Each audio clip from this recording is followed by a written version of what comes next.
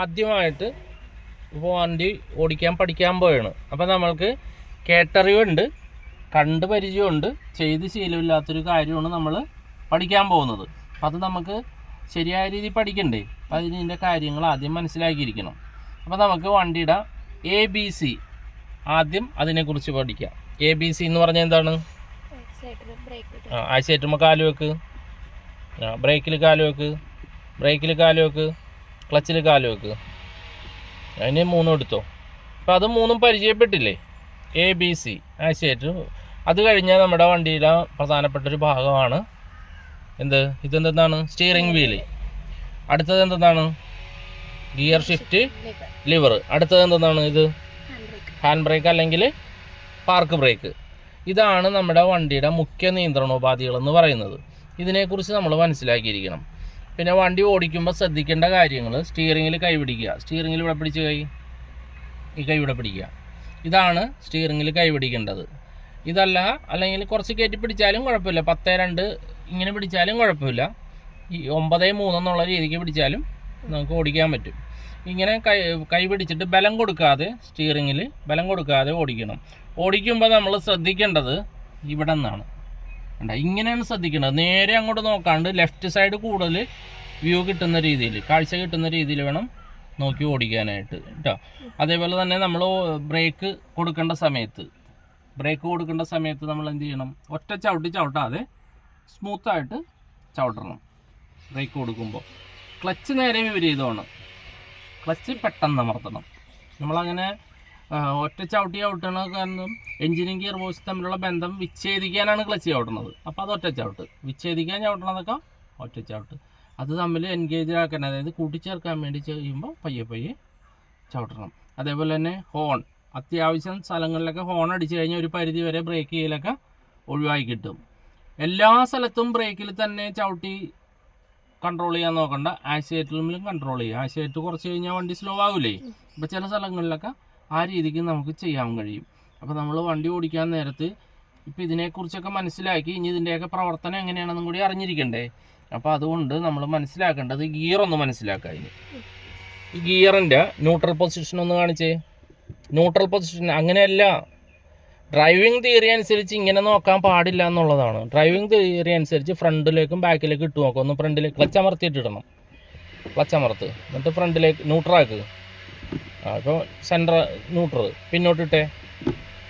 ഇനി ഇവിടെ നിന്ന് പിന്നോട്ട് ഇട്ട് നോക്കി, വീഴുന്നില്ല.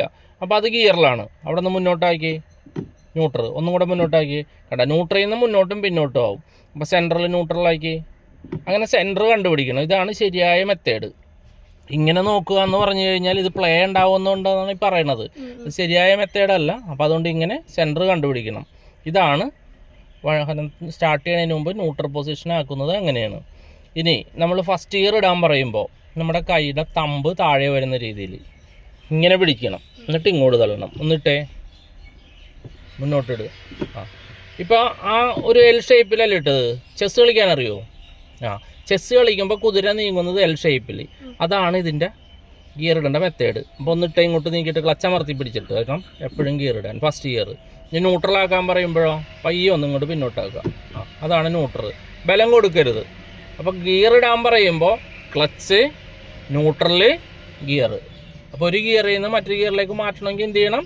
ക്ലച്ച് അമർത്തി പിടിച്ചിട്ട് ന്യൂട്രലാക്കുക, ഗിയറിലിടുക. അപ്പോൾ ക്ലച്ച്, ന്യൂട്രൽ, ഗിയർ ഇതെപ്പോഴും നമ്മുടെ മനസ്സിൽ വേണം കേട്ടോ. അപ്പം ഇത്രയും കാര്യങ്ങൾ നമുക്ക് മനസ്സിലാക്കാം. Okay, thank you. മതി. നമുക്ക് എന്താണ് ഇനി സംശയമുള്ളത് ചോദിച്ചേ. അതില്ലേ ഇപ്പം നമ്മൾ ആക്സിലേറ്റർ, ബ്രേക്ക്, ക്ലച്ച് ഇത് എന്തിനുള്ളതാണ്?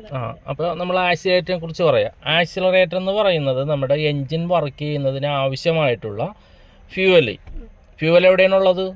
വാഹനത്തിൽ ഫ്യൂവൽ എവിടെയാണുള്ളത്? ഫ്യൂവൽ ടാങ്കിൽ പുറകിൽ.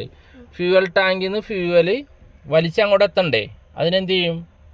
ഫ്യൂവൽ ടാങ്കിൽ ഒരു ഫ്യൂവൽ മോട്ടറുണ്ട്. ആ മോട്ടർ വർക്ക് ചെയ്യുന്ന ശബ്ദമാണ് നമ്മൾ വാഹനം സ്റ്റാർട്ട് ചെയ്യാൻ തിരിക്കുമ്പോൾ ഒരു ചെറിയൊരു ശബ്ദം മോട്ടോർ വർക്ക് ചെയ്യണേക്കുക. അതാണ് ഫ്യൂവൽ വലിച്ചെത്തിക്കാനുള്ള ആ ടൈമിങ്. അത് കഴിഞ്ഞിട്ടാണ് നമ്മൾ സ്റ്റാർട്ട് ചെയ്യണത്. അപ്പോൾ ആക്സിലറേറ്റർ എന്ന് പറയുന്നത് എൻജിൻ വർക്ക് ചെയ്യുന്നതിന് ആവശ്യമായിട്ടുള്ള ഫ്യൂവൽ ക്രമത്തിലെത്തിക്കുന്ന പണിയാണ് ആക്സിലേറ്ററിനുള്ളത്. അപ്പോൾ ആക്സിലേറ്ററിൽ ക്രമത്തിലെത്തിക്കണമെങ്കിൽ നമ്മൾ ക്രമമായിട്ടായിരിക്കണം കൊടുക്കേണ്ടത്. ഇല്ലേ? കൂടുതൽ ഇങ്ങനെ പെട്ടെന്ന് കൊണ്ട് ചവിട്ടിയിട്ട് കാര്യമുണ്ടോ? ഇല്ല, ക്രമത്തിൽ അമർത്തണം. ആക്സിലേറ്റർ എന്താണെന്നുള്ളത് ഏകദേശം മനസ്സിലായില്ലേ? വണ്ടിയുടെ വേഗത കൂട്ടാനും ഒരു പരിധി വരെ കുറക്കാനും അതിൽ സാധിക്കും. ഇനി അടുത്തത് എന്താ അറിയേണ്ടത്? നടുക്കത്തത് ബ്രേക്ക്. ബ്രേക്ക് എന്തിനാണ് ഉപയോഗിക്കുന്നത്? വാഹനം വേഗത കുറക്കുന്നതിനും സ്റ്റോപ്പ് ചെയ്യുന്നതിനും ബ്രേക്ക് ആവശ്യമാണ്. ബാക്കി നമുക്ക് ഓട്ടത്തിൽ പഠിക്കാം എങ്ങനെയൊക്കെയാണ് ചെയ്യേണ്ടതെന്നുള്ളത്. ഇനി എന്താണ് അടുത്തത്? ക്ലച്ച് എന്താണ്? ക്ലച്ച് എന്തിനുള്ളതാണ്? നമുക്ക് ഗിയർ ചേഞ്ച് ചെയ്യുന്നതിന് ക്ലച്ച് വേണം. ഒരു ഗിയറിൽ നിന്ന് മറ്റൊരു ഗിയറിലേക്ക് മാറ്റണമെങ്കിൽ എഞ്ചിനും ഗിയർ ബോക്സ് തമ്മിലുള്ള ബന്ധം ഇല്ലാതാക്കണം. അപ്പോൾ ഇല്ലാതാക്കണമെങ്കിൽ എന്ത് വേണം? ക്ലച്ച് എന്ത് ചെയ്യണം? പ്രസ് ചെയ്യണം. അപ്പോൾ ക്ലച്ചിൻ്റെ ആവശ്യം മനസ്സിലായില്ലേ? വാഹനത്തെ സ്ലോവിൽ കൊണ്ടുപോകുന്നതിനും ഗിയർ മാറ്റുന്നതിനുമൊക്കെ വണ്ടി നിർത്തുമ്പോഴും ക്ലച്ച് വേണം, വാഹനം സ്ലോവിൽ കൊണ്ടുപോകുമ്പോഴും ക്ലച്ച് വേണം. അതൊക്കെ നമ്മളിനി പ്രാക്ടിക്കലായിട്ട് ചെയ്യുമ്പോൾ അത് മനസ്സിലാകും കൂടുതൽ. ഇനി എന്താ അറിയേണ്ടത്? അടുത്തത് സ്റ്റിയറിംഗ് വീൽ എന്നാണ് അതിന് ശരിയായ പേര് കേട്ടോ. സ്റ്റിയറിംഗ് വീലിൽ എപ്പോഴും ശ്രദ്ധിക്കേണ്ട ഒരു കാര്യം, വീൽ സ്റ്റഡി ആണെങ്കിൽ ഇതേപോലെ നിൽക്കും.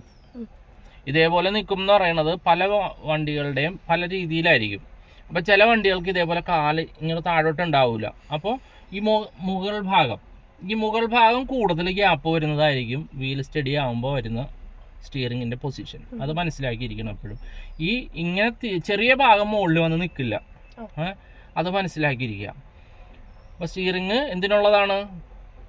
വാഹനത്തിനെ ദിശ മാറ്റാനും നേരെ നിയന്ത്രിച്ച് കൊണ്ടുപോകാനുമാണ് സ്റ്റിയറിങ് ഉപയോഗിക്കുന്നത്.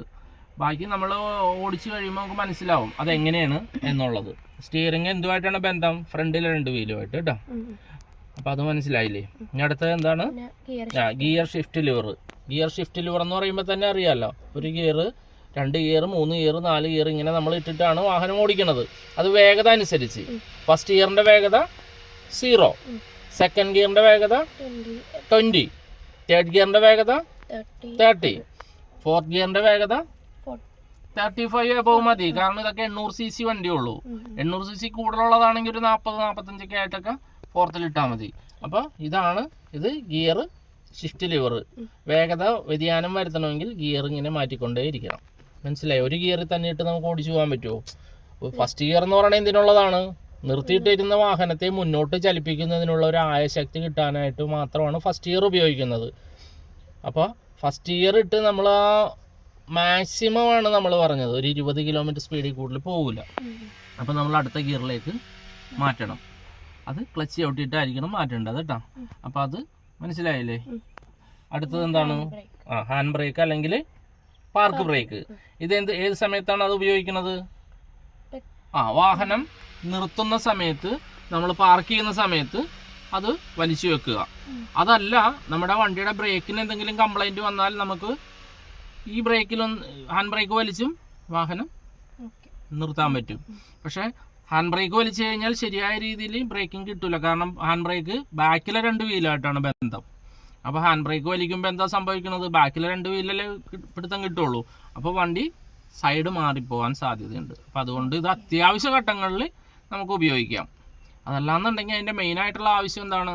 വാഹനം പാർക്ക് ചെയ്യുമ്പോൾ വണ്ടി മുന്നോട്ട് ചലിക്കാതിരിക്കാനാണ് അതിടുന്നത് കേട്ടോ.